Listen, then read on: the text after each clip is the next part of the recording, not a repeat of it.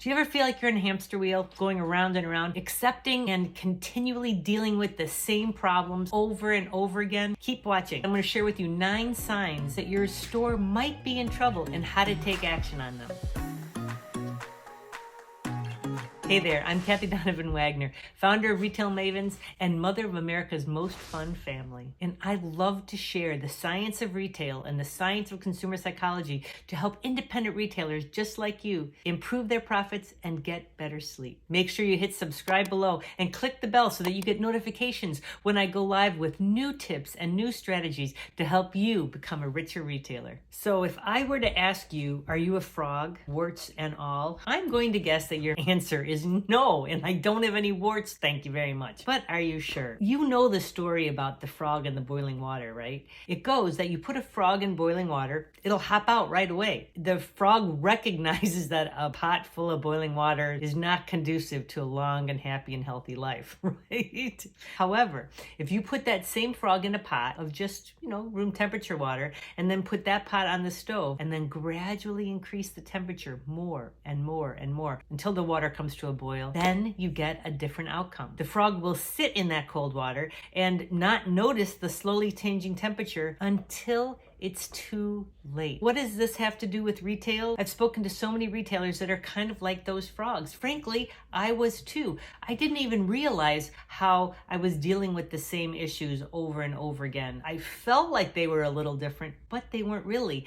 I didn't appreciate how things were getting worse and worse and worse until suddenly we were almost bankrupt, till it had reached a crisis moment. You don't start a business with the plan of not making a profit, of not being able to pay yourself what you're worth, or you don't plan to pay your vendors late, right? You don't lay in bed at night thinking, I can't wait to open a store so that I can lay in bed at night worrying about how there's no cash flow. You would never intentionally jump into a pot of boiling water either. I get it. You're too smart for that. I see very smart people make these mistakes and they all of a sudden find themselves in boiling water. It doesn't happen overnight. It happens gradually, day by day. It happened to me. Sales just weren't what they should have been and cash got a little tight. My mentor told me that it takes 18 months to cash out of a bad season. Well, what happens if you have 2 in a row? The water in my pot was so very hot. Listen, every retailer's hope springs eternal. We're all sure that the next season is going to be great. The next season will turn everything around for us. That's when we'll make up the difference next season or the next month. But it didn't happen for me. That wasn't my experience. What happened is that ultimately I had to take on additional long-term debt and make some big changes so that I didn't die in that boiling water. It led me to my life's work, which is to keep other retailers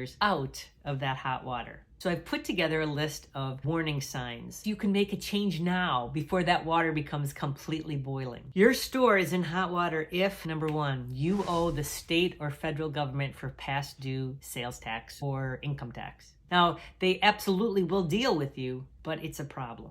Number 2, your store is in hot water if your staffing stays the same all year round, regardless of what your sales volume is. I talk to retailers and they'll say, oh yeah, well, we have our regularly set schedule. But what about in January when you don't do anywhere near as much business as you do in October? What about the difference between January and March? Your staffing, your payroll has to change based on what your sales are. Otherwise, you're going to be in hot water. Number 3, you're making advertising or marketing decisions based on cash flow. That doesn't work. You've got to have a budget for it and plan for how you're going to pay for it all. Number 4, you're paying off last season's invoices with this season's sales. That is a big problem. That is the one that got me. We had gone into the next season with all this debt. I was just feverishly working to increase sales so that I could pay off that debt. I was still behind going into the next season. Number 5, you don't know how much you owe on your credit cards. You should know how much you owe on your credit cards and you should be having a plan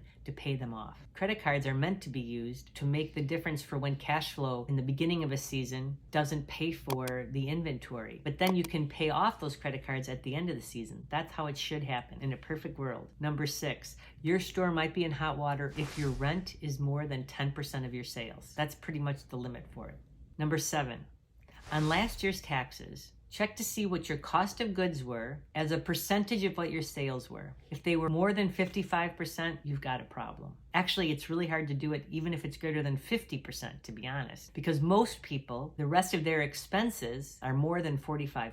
But you can pull it back. You can make adjustments. If you need any help, it's absolutely what we're there for. Don't hesitate to reach out if you have any questions on how to do that. Number 8, your store could be in hot water if over half of your inventory was received more than 60 days ago.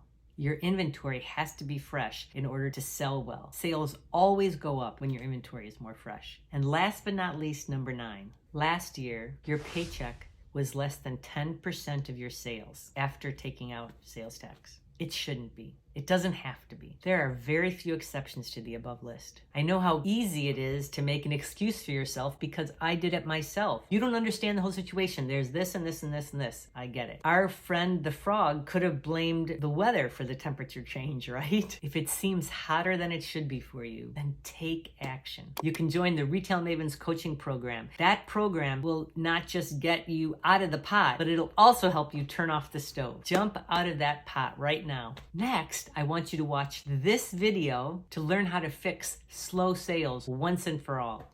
Happy retailing. Fun fact, I looked it up on Snopes.com, and this is an urban legend. Let me read to you what they say. They say the fable was used by moralists as a cautionary tale, warning against the folly of letting smaller wrongs just slip by, or of falling into a pattern of small and seemingly harmless sin, rather than disturb one's complacency enough to address these issues, finding themselves to be a frog engulfed in a deadly situation.